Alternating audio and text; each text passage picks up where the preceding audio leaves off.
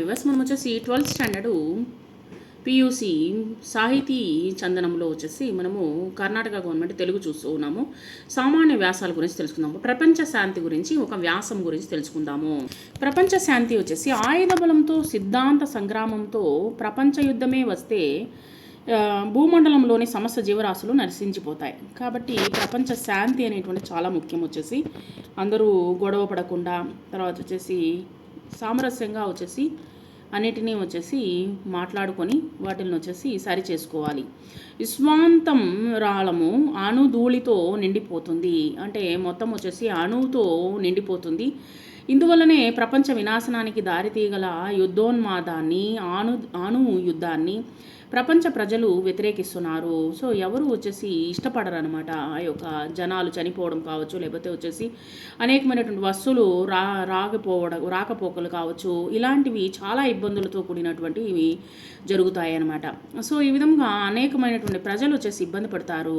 So అందరూ వచ్చేసి వ్యతిరేకిస్తారు. శాంతి సంఘాలను ఏర్పరిచి ప్రజాభిప్రాయాన్ని ఎలుగెత్తి చాటుతున్నారు. ప్రపంచ శాంతి కావాలని, యుద్ధం వద్దని పలు రకాలుగా ప్రకటిస్తున్నారు. సో యుద్ధం అనేటువంటిది ఎవరికి ఇష్టపడరు. సో అనేకమైనటువంటి నష్టాలే జరుగుతాయి, కానీ యుద్ధం వలన ఏమీ ప్రపంచ శాంతి అనేటువంటిది జరగదు. సో శాంతి సంఘాలను ఏర్పరిచి ప్రజాభిప్రాయాన్ని ఎలుగెత్తి చాటుతున్నారు. ప్రపంచ శాంతి కావాలని, యుద్ధం వద్దని పలు రకాలుగా ప్రకటిస్తూనే ఉన్నారు. భారతదేశ నేతృత్వంలో నెహ్రూ ప్రారంభించినటువంటి అలీనోద్యమము ఆనాటికి బలపడి శాంతి సంరక్షణకు కృషి చేస్తూ ఉన్నది. అగ్రరాజ్యాల మధ్య విభేదాల పరిష్కారానికి శాంతి చర్చలు జరగాలని, అంటే సపోజ్ వచ్చేసి ఏదైనా రాజ్యాలకు వచ్చేసి గొడవలు పడుతూ ఉన్నాయనుకోండి, ఆ యొక్క రాజ్యాలు వచ్చేసి కూర్చొని వాళ్ళు వచ్చేసి శాంతి చర్చలు జరుపుకోవాలి. అణుయుద్ధాన్ని మానాలని, అణ్వాయుధోత్పత్తిని నిలిపివేయాలని ప్రచారం చేస్తూ ఉంది.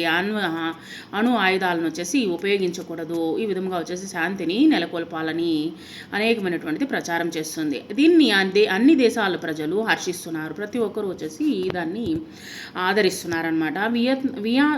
వియత్నాం యుద్ధము, పాలస్తీనా యుద్ధము, ఇరాన్ల యుద్ధము, ఆఫ్ఘన్ సమస్య త్వరలో పరిష్కారం కాగలవని, ప్రజలు శాంతితో జీవించగలరని ఆశిద్దాము.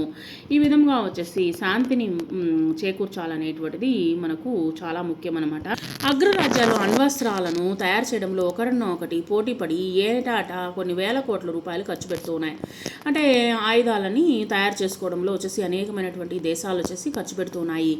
ఆయుధాగారాల నిండా రకరకాల అస్త్రశస్త్రాలని కూడా వచ్చేసి నింపుతూ ఉన్నాయి. వాటిని చూపించి ఒకదానినొకటి బెదిరించి లొంగ తీసుకోవాలనేటువంటి ప్రయత్నం చేస్తూ ఉన్నాయన్నమాట. మా దగ్గర ఇన్ని అన్ని ఆయుధాలు ఉన్నాయనేటువంటిది బెదిరించి తీసుకోవడం జరుగుతుంది.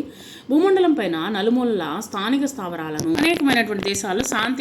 అనేకమైనటువంటి స్థావరాలను నెలకొల్పాయన్నమాట. ఖండాంతరం వేదుల్ని ప్రయోగించడానికి కేంద్రాలను అమర్చుకున్నాయి. లక్షల కొలది సైన్యాన్ని సిద్ధంగా ఉంచాయి. 2 నిమిషాల వ్యవధానంలో యుద్ధానికి సిద్ధంగా ఉన్నాయి. ప్రతి సముద్రంలో నౌకా బలాన్ని పెంచాయి. అణ్వాయుధాలని తీసుకొని పోగల జలాంతరగాముల్ని, తర్వాత వచ్చేసి అణు నౌకల్ని సర్వసన్నద్ధంగా ఉంచాయి. 30,000 అడుగుల ఎత్తుకు పైగా ఎగురుతూ ప్రపంచంలో ఏ మారుమూలకైనా పోయి లక్షాలపై ఆటం బాంబులు, హైడ్రోజన్ బాంబులు, క్రిమిసం బాంబులు, రసాయనిక బాంబులు విసిరి రావడానికి అనువుగా ఉంచాయన్నమాట. ఈ విధంగా వచ్చేసి అనేకమైనటువంటివి అణు ఆయుధాలను వచ్చేసి ప్రతి ఒక్క దేశం వారు తయారు చేసి పెట్టుకొని రెడీగానే ఉన్నాయన్నమాట. కానీ అమెరికా అణు నౌకల్ని, లక్షల కొద్ది సైన్యాన్ని, అపార విమాన బలాన్ని హిందూ మహాసముద్రంలో నిలిపింది. తర్వాత అమెరికా అణునౌకల్ని, లక్షల కొద్ది సైన్యాన్ని, అపార విమాన బలాన్ని హిందూ సముద్రంలో నిలిపింది. ఆసియా, ఆఫ్రికా ఖండాల్లోని దేశాలను భయపెట్టి తనకు లొంగేటట్లు చేసుకోవాలనుకుంటున్నది. ఈ సైనిక కేంద్రీకరణ అమెరికా ప్రారంభించిన ప్రచన్న యుద్ధ మనటంలో సందేహించవలసిన అవసరం లేదు. తర్వాత వచ్చేసి ఇజ్రాయేలుకు కొమ్ము కాస్తూ పాలస్తీనాలోని అరబు జాతీయులను సర్వనాశనం చేస్తూ లెబనాన్లో ముస్లిం క్రైస్తవ సైన్యాన్ని వచ్చేసి నిత్య రణరంగంలో పాల్గొనేటట్లు చేస్తూ, ఇరాకుకు మద్దతునిచ్చి ఇరాన్తో యుద్ధాన్ని తరబడి కొనసాగించేస్తూ, పాకిస్తాన్ను రెచ్చగొడుతూ, ఆఫ్ఘనిస్తాన్పై వచ్చేసి దురాక్రమణ చర్యలు జరిపిస్తూ, రహస్యంగా నికరాగ్వాల్లో చట్టబద్ధమైనటువంటి ప్రభుత్వాన్ని పతనం చేయడానికి సాయుధ విప్లదళాలకు ధనము, ఆయుధాలు మొదలైనవి అందిస్తూ అమెరికా పోటీకి దిగి అంతరిక్ష యుద్ధ ప్రారంభం అనేటువంటి మొదలుపెట్టింది. ఈ చర్యలన్నింటినీ ఇప్పుడు ప్రపంచ శాంతికి ముప్పు తెస్తూ ఉన్నాయి. ఇటీవల రష్యా విచ్ఛిన్నం కావడము, అమెరికాలో రిపబ్లిక్లను ప్రభుత్వము పోయి డెమోక్రటాల ప్రభుత్వం రావడము కొంతవరకు పరిస్థితుల్లో మార్పు అనేటువంటి వచ్చింది. అయినా ప్రచన్న యుద్ధము ప్రమాదం తొలగిపోలేదు. ఇక్కడ అంతర్జాతీయ సమితి వచ్చేసి ప్రపంచ శాంతికి ప్రమాదం రాకుండా నానా అవస్థలు పడుతూ రెండు వర్గాలను ఒక వేదిక వైపుకి తెచ్చి మరో ప్రపంచ యుద్ధం రాకుండా చేయాలని శాంతి చర్చలను ప్రోత్సహిస్తూ ఉన్నాయి. కానీ ప్రపంచవ్యాప్తంగా అణుశక్తి పరీక్షల్ని నిషేధించాలని, అణ్వస్త్ర నిర్మాణం ఆపు చేయాలని, ప్రస్తుతం నిలువ చేసినటువంటి అణ్వాయుధాలన్నింటినీ అంతర్జాతీయ పర్యవేక్షణలో ఉంచాలని సమితి ప్రతిపాదించింది. అమెరికా అధ్యక్షుడు, రష్యా అధినేత కలిసి చర్చించారు. అలీనోద్యమ రథసారథులు ఈ రెండు రాజ్యాల నాయకులకు అనేక విజ్ఞప్తులు చేస్తూ యుద్ధ ప్రయత్నాలని ఖండిస్తూ ఉన్నారు. అయినా కానీ శాంతి చర్చలను ప్రోత్సహిస్తూ ఉన్నారు. తర్వాత వచ్చేసి ప్రపంచ శాంతికి నిర్విరామ కృషి అనేటువంటిది చలుపుతూ ఉన్నారు. త్వరలో యుద్ధ మేఘాలు తొలగి శాంతి చంద్రికలు వెలుగగలవని ఆశిద్దాము. అందరూ వచ్చేసి శాంతంగా వచ్చేసి ప్రశాంతంగా వచ్చేసి జీవిద్దామని ఇక్కడ మనకు ఆశిస్తున్నాము అని ఇక్కడ చెప్తున్నారు.